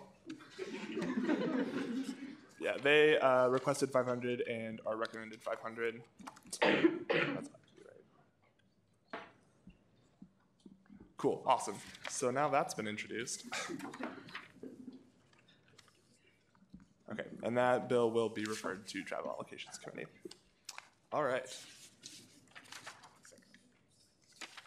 We are now going to move into second open period. Are there any speakers for second open period? All right. I would like to make an announcement. The announcement about Senate filing due at 5 p.m. tomorrow, someone has told us that is incorrect, and it is actually at 4 p.m. tomorrow, just so everyone is aware. Any other open period speakers? All right. Seeing none, reference of legislation, Bill 51 will be referred to the Travel Allocations Committee, and we will move into second roll call. Adams, Here. Armstrong, Here. Arnoldi, Belk, Bergston, Here. Bothwell, Here. Bowen, Here. Brown, Here. Carpenter, Cole, Here. DeMoranville, Here. Dunfield, Esses, Here. Gammon, Gillian King, Here. Grover, Here. Gupta, Hammond, Here. Harp, Heatherman, Alec Hildreth, Here. Derek Hildreth, Here. Huffman, Here. Javin, Here. Karmali, Here. Kidd, King, Here. Kulkarni, Here. Leverett, Here. Mari, Here.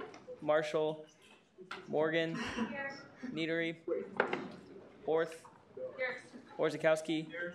Pelton, Here. Penny, Here. Riffle, Here. Roman, Here. Smith, Here. Spellman, Here. Spencer, Here. Sullivan, Here. Tile, Here. Thompson, Chumlin, Wessel, Wilhelm, Here. and Whitmer. Here. Sorry, Thompson's here. I gotcha. There are 41 senators present, 3 excused, and 5 absent. Is there a motion to adjourn? Chair Sullivan. I move to adjourn, same time, same place next week. It has been moved and seconded to adjourn until then. If there are no objections, we're adjourned.